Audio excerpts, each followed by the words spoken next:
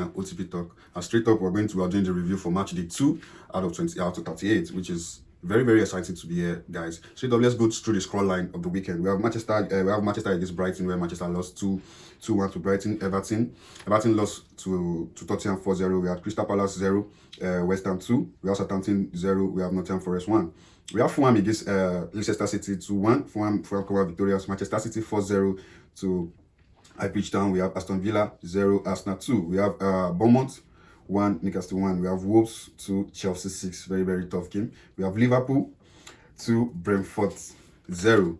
So straight up, let's go to La Liga. Few ones because I won't go to every details in La Liga. We have Sevilla.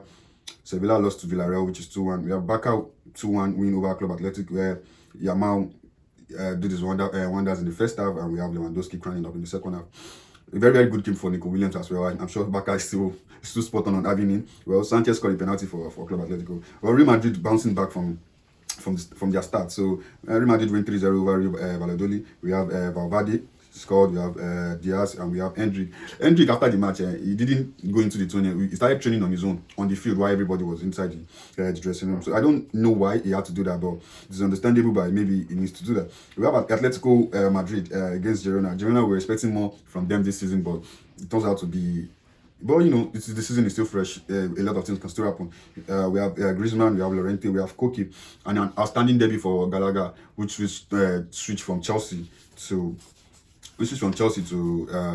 Atletico Madrid. Straight up, we go to the Serie A, where we'll talk about their scoreline, just their scoreline, because I won't be going into their details. And we have Parma against AC Milan. Another disappointing start for AC Milan, this is not what everybody's expecting from Milan at the moment. We expect them to show the dominance as the big boys they are. But one thing I need them to look out for is Rafael Leao. Rafael Leao is not what we used to expect. I don't understand what's going on, but they really need to look up to him and to understand why his game is dropping like that. Inter Milan continue with their fine run. They win 2-1 against Lille. Napoli came back from the disappointing start 3-0 over Bologna. Roma disappointing, they lost to Empoli. Should I go to Ligue 1, where we have PSG dominate Montelapia 6-0, which is a very fine victory for PSG, showing that they didn't miss Mbappe. But you know, we'll get to know as the seasons go. We have Lyon lose 2-0 to Monaco. Monaco coming out victory in that match. We have Lille 2-0 Angels, and we have Marseille 2-2. Another difficult match in the French was this Marseille Olympic Marseille and Reims. It was very difficult match, but you know, Marseille dominated the game very well, but couldn't find the finish touch in most of the. But a very good game for Reims for me. They did well, defended well, take the ball to Marseille, got the goals, and actually the goal with the draw. So on the other side, let's go to the Bundesliga, where we have Borussia Mönchengladbach 2, and we have Bayern Leverkusen 3. It was a very good game. It was a goal banger in that match, and it was it's a game you watch to enjoy. We had Leipzig 1, Bochum 0. We have Borussia Dortmund 2. We have Frankfurt 0. We have Wolfsburg 2. We have Bayern Munich 3. Another tough game in that league as well. This is Wolfsburg and Bayern Munich. I was supposed to talk about it, but you know, because of our time, I will just stick to the Premiership. So let's go straight into Arsenal, Aston Villa. Another very difficult game. Another very difficult game. And you know, this is one thing I appreciate teams, big teams that could keep through the valley regardless of what you throw at them. But in this match, there's this point that has kept Arsenal this edge. But regardless of it, the game is a game. Watkins missed greatly opportunity to put Villa ahead twice in this game. The chances were clearing, and that's why I respect Emery for removing him, to make him understand you are not in this game. You didn't do well. You got your chances and you didn't utilize it. Good ones for Arsenal. Mikel Arteta, good one, brought in Trossard. I feel like Trossard is just this guy when Arsenal are in trouble, you just bring him into the game and he delivers. Brought in Trossard where the game was even tight. They tried everything. Saka on the other hand tried most of the streak, but was not working. But Trossard came into the game, assist from Saka as well. Saka's magic. Then you put the ball into the box, roll into the field defender, nobody could touch it. And before you know, we didn't even know where Trossard come from. Put it at the back of the net. Another goal was for Partey as well, which was very entertaining match. Very entertaining match. A match that you enjoy your money for. Arsenal gain revenge within over Aston Villa, which is understandable. It's a big revenge for Arsenal because this is the team that cost Arsenal the title in the last season. Well, Trossard and World Class Raya actually are the saves for Arsenal in this match.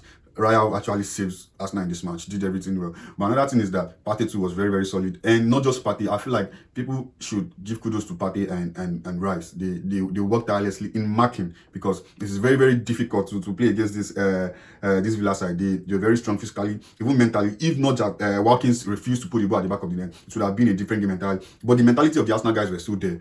They understand, they were patient, still they keep pushing until Lennon too did his best. But sometimes your best is not enough, but it's not as if you're not good enough. But in this match, it is flawly for Arsenal that they're going to come out victory. And because their backline too was very, very solid. Do you understand? Even where there were points where I feel like Gabriel was shaking, but Saliba was solid. That's very, very solid. And still, Raya could put different saves to just keep them in the game. And this is where you have a good team. Somebody has to stand in for the team.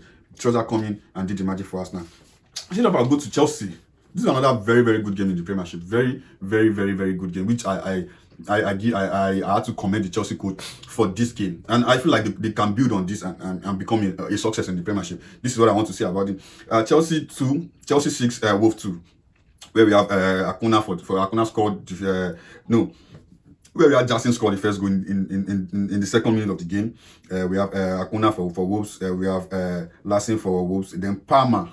God, this goal is a beautiful goal. A very looped from the edge of the box over to the keeper. When you look at these games, you understand the pressure in the starting of the seasons, where every team wants to win, every team wants to come out at the end. Sometimes it puts a lot of pressures on the defender, even on the strikers, and they want to score more goals. This is why I said on the striker was a situation where Mikel Obi was complaining about Jackson.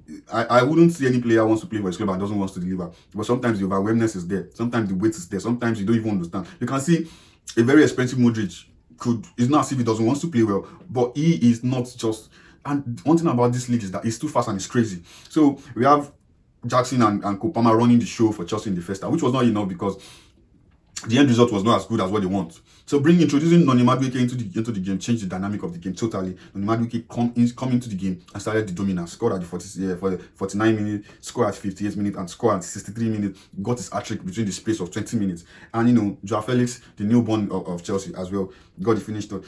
This Chelsea side was a very, very compact side when you have Kopama playing in the midfield role. This boy is a very, very dictator. There's a way he dictates the game. There's a way he controls the game, which you have a very sharp winger, the likes of Madueke. And it comes out like Kopama has 3 assists in that match, and Madueke have 3 assists. Now the silence Wolves fan, yes, because the silence the Wolves fan with the second half hat-trick victory in Chelsea, which is very, very fast. It's very, very fast. And I know there are some fastest actually, but in this game, it is very, very fast. Kopama's excellent new role in that Chelsea team actually produced the result for Chelsea.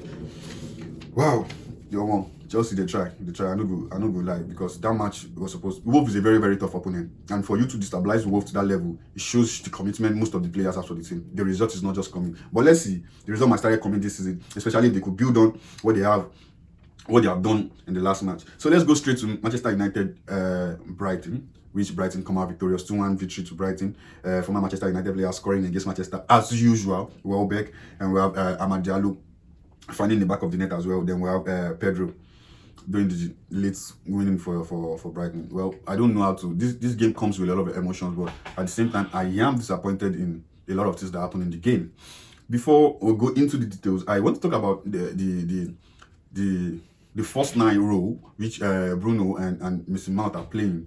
This is a very, very unique role for this particular shape of this team, and this is why I am mad at Erik ten Hag.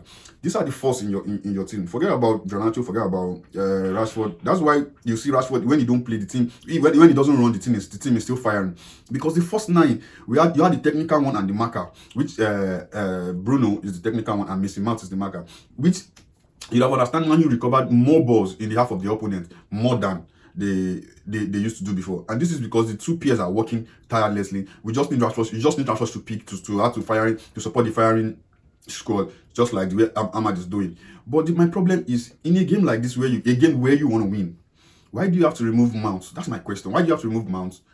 And at the same time, you removed Bruno. Bruno would have had an assist in that game if not the unfortunate Garnacho goal or Zex's goal that was cancelled due to the situation on the field. But I don't know what's going on in the coach head. This is my problem. I don't see anybody you're going to bring in that's much as technical to as Bruno level in that team. Now you're saying Scott McTominay, which you used to replace Bruno in the midfield. Yes, I know you want to score. I know you're finding a goal, but you need somebody that can still control the game for you, which is not there. You have Casemiro that has played. He's playing 90 minutes and he's not going to run the same way he ran in the first half. Casemiro is a good player, no doubt. You have Kubimano that is running ×2 of what Casemiro needs to run, which is at like 67, 70 minutes, his leg is already dead. Why are you removing the only person that can pick the ball up for you and do the magic for you? This is what I don't understand.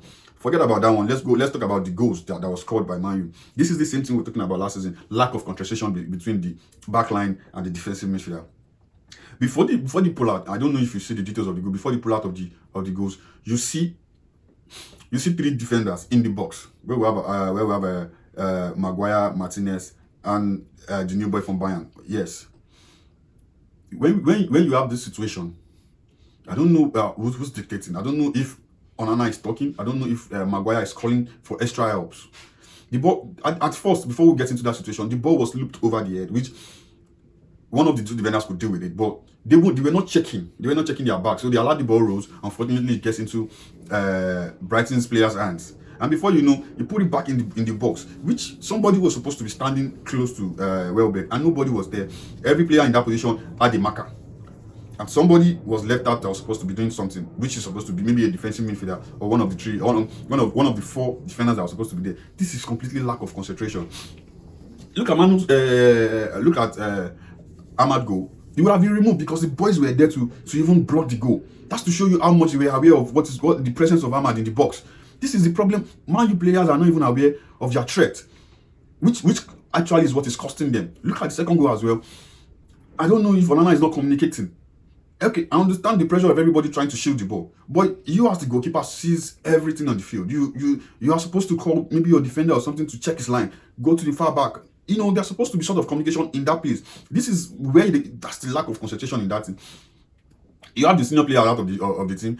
Bruno is already substituted. Maguire is already substituted.